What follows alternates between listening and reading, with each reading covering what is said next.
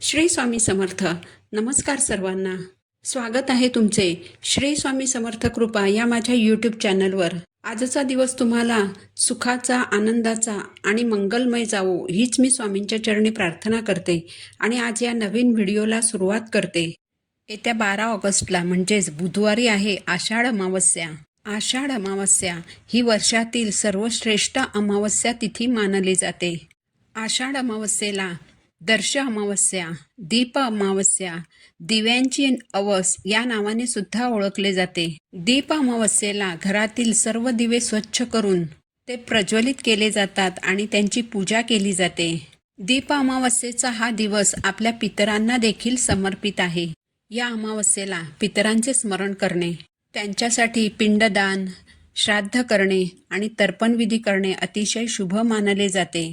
या आषाढ अमावस्येनंतर लगेचच अत्यंत पवित्र अशा श्रावण महिन्याला सुरुवात होत असल्यामुळे आपल्या घरातील नकारात्मकता, इडापिडा, दरिद्रता दूर करण्यासाठी या आषाढ अमावस्येच्या दिवशी काही विशेष प्रभावी उपाय हे सुद्धा केले जातात. तर आजच्या या व्हिडिओमध्ये मी तुम्हाला एक अतिशय प्रभावी असा उपाय सांगणार आहे. बुधवारी आषाढ अमावस्येला तुम्हाला काहीच करणे शक्य झाले नाही तरीही चालेल, पण कोणत्याही परिस्थितीत रात्री घराच्या उंबरठ्यावर तुम्हाला 2 वस्तू जाळायच्या आहेत. यामुळे घरातील कलह, वास्तुदोष, नजरदोष, नजरबाधा, घरातील इडापिडा, शत्रूंचा त्रास नष्ट होऊन घरावर लक्ष्मीची अखंड कृपा राहील आणि घराची अगदी भरभरून प्रगती होईल. तर अशा कोणत्या 2 वस्तू आहेत ज्या आपल्याला या अमावस्येच्या रात्री उंबरठ्यावर जाळायच्या आहेत, याबाबतची संपूर्ण माहिती आज या व्हिडिओमध्ये मी तुम्हाला सांगणार आहे. यासाठी तुम्ही व्हिडिओ शेवटपर्यंत ऐका. चॅनलवर नवीन असाल तर सबस्क्राईब करा आणि असेच माहितीपूर्ण व्हिडिओ पाहण्यासाठी बेल आयकॉनला देखील प्रेस करा. पहा, आषाढ अमावस्येचा दिवस हा कर्णीबाधा, शत्रुबाधा, नजरबाधा दूर करण्यासाठी खूप महत्त्वाचा मानला जातो आणि म्हणून या दिवशी प्रत्येकाने हा उपाय जो आहे तर तो आपल्या घरामध्ये आवर्जून करायचा आहे. तर हा उपाय तुम्ही अमावस्येच्या दिवशी 6 नंतर ते रात्री अगदी 12 वाजेपर्यंत कधीही करायचा आहे. पण तुम्हाला जर शक्य झालं तर या आषाढ अमावस्येच्या दिवशी संध्याकाळी जेव्हा तुम्ही घरातील दिव्यांची पूजा करणार आहात, म्हणजेच घरातील दिव्यांचं दीपपूजन केल्यानंतर लगेच तुम्ही हा उपाय करण्याचा प्रयत्न करायचा आहे. कारण ही जी वेळ असते ही तिन्ही सांजेची वेळ असते, दिवे लागण्याची ही वेळ असते आणि या तिन्ही सांजेच्या वेळी आपण जेव्हा घरामध्ये दिवे प्रज्वलित करतो तेव्हा त्या दिव्यांच्या प्रकाशातून सकारात्मक ऊर्जा ही खूप जास्त प्रमाणात निर्माण होते आणि ही जी वेळ आहे ही लक्ष्मी आपल्या घरात येण्याची वेळ असते. आणि या पवित्र वातावरणात जर तुम्ही हा उपाय केला तर त्याचं शुभफळ हे आपल्याला खूप जास्त प्रमाणात मिळत असतं. म्हणून तुम्हाला शक्य झालं तर सायंकाळच्या या वेळेतच हा उपाय करण्याचा तुम्ही प्रयत्न करा आणि या वेळेत नाही शक्य झालं तर तुम्ही रात्री 11 वाजेपर्यंत सुद्धा हा उपाय करू शकता. हा उपाय करण्यासाठी तुम्हाला एखादी वाटी किंवा प्लेट घ्यायची आहे किंवा तुमच्याकडे जर धूपदानी असेल तर ती तुम्हाला घ्यायची आहे. या भांड्यामध्ये सर्वप्रथम आपल्याला 1 मुठभर तांदूळ ठेवायचे आहेत. या तांदळांवर आपल्याला 5 भीमसेनी कापूरच्या वड्या ठेवायच्या आहेत. जर भीमसेनी कापूर तुमच्याकडे नसेल तर साधा कापूर तुम्ही वापरलात तरी सुद्धा चालेल. हिंदू धर्मात घरात कापूर जाळणे, कापूर जाळून देवांची आरती करणे हे अत्यंत शुभ मानले जाते.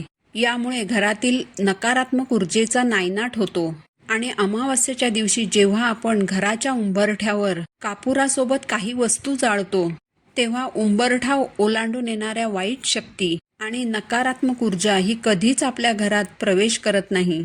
याचबरोबर कापूर जाळल्यानंतर आपल्या घरामध्ये जो कापुराचा धूर तयार होतो तर तो धूर आपल्या वास्तूमध्ये जे दोष आहेत, आपल्या वास्तूला जर वाईट नजर लागलेली असेल, वास्तूतील सदस्यांना जर वाईट दृष्ट लागलेली असेल तर ती संपूर्णपणे नष्ट करतो. शिवाय अमावस्येचा दिवस हा माता लक्ष्मीला सुद्धा समर्पित असल्याने या दिवशी जेव्हा आपण उंबरठ्यावरती कापुरासोबत काही वस्तू जाळत असतो तर त्या सुगंधी वासाने देवी लक्ष्मी ही आपल्या घराकडे आकर्षित होते. याचबरोबर घरात कापूर जाळल्याने पितृदोष सुद्धा कमी होतो म्हणून 5 भीमसेनी कापूर वड्या आपल्याला धूपदानीमध्ये ठेवलेल्या तांदळावर ठेवायच्या आहेत. यानंतर 5 अखंड लवंग घ्यायच्या आहेत. ज्याला फूल असते अशा 5 लवंगा घ्यायच्या आहेत आणि चिमूटभर पिवळी मोहरी आपल्याला घ्यायची आहे.